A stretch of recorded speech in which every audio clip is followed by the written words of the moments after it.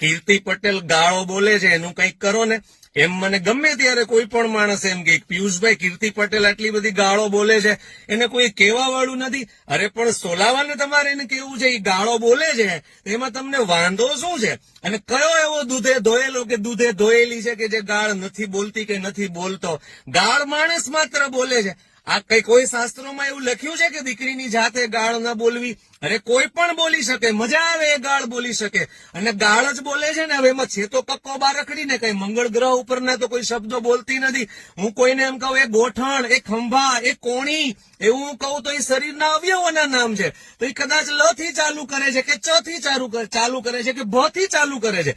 ફરક શું પડે એમાં? હાલી હું નીકળ્યા છો? કીર્તિ પટેલની વાહે પડી જવાનું? એ ગાળ બોલે છે તેમાં કયું મહાપાપ કરે છે? નાકે બેઠા બેઠા સોસાયટીના ધારાસભ્યએ આપેલા લીસા બાંકડા ઉપર બેહીને તમે પુરુષની જાત આખા ગામની બેન દીકરીઓનો વહીવટ કરો છો. તમારા ને મારા સમાજની કે કુટુંબની દીકરી એ લગ્ન પહેલા આડા સંબંધો કે મિત્રતાના નામે કોઈની સાથે બેડ શેર કરી આવે છે, ફિઝિકલ ને શારીરિક સંબંધો બાંધી આવે છે. એનો વહીવટ આપણે કરવો જોઈએ.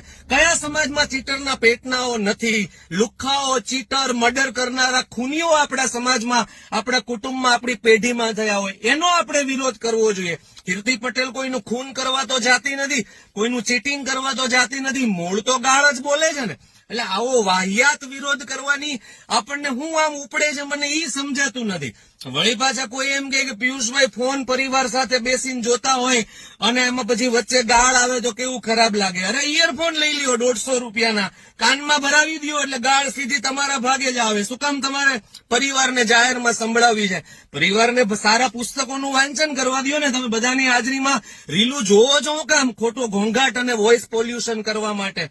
એટલે બધા જ કારણો વાહિયાત છે. કીર્તિ પટેલ એકલી ગાળ બોલતી હોતે તો હું ચોક્કસથી વ્યક્તિગત એનો વિરોધ કરતે. માણસ માત્ર ગાળ બોલે છે. બહુ ઓછા એવા લોકો છે સજ્જનો કે જે છેલ્લે ક્યારે ગાળ બોલ્યા હશે એને યાદ નહીં હોય. બાકી તો ગુસ્સો આવે, કોઈ રોંગ સાઈડમાં આવે, કોઈ ભટકાય, કોઈ કારણ વગરનો અકસ્માત આપણી સાથે થતા રહી જાય અથવા થાય તો આપણા મોઢામાંથી ગાળ નીકળી જાય છે. અરે ફેમિલી અને પારિવારિક ઝઘડામાં સજ્જન સ્ત્રીઓને મેં ગાળો બોલતા જોઈ છે. શું વાંધો છે તમને કીર્તિ પટેલ ગાળ બોલે છે તો? તાકાત વાળી છોકરી છે, એના જેટલી તાકાત એક મરદમાં મેં જોઈ નથી, ભાગ્યે જ ક્યાંક જોઈ છે.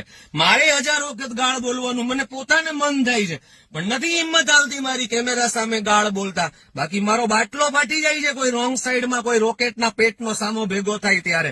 મને એમ થાય કે ભયંકર ગાળ દઈ દઉં, કોમામાં જતો રહી માનસિક રીતે. આટલી મોટી ગાળ આપું આવું મને થઈ જાય છે.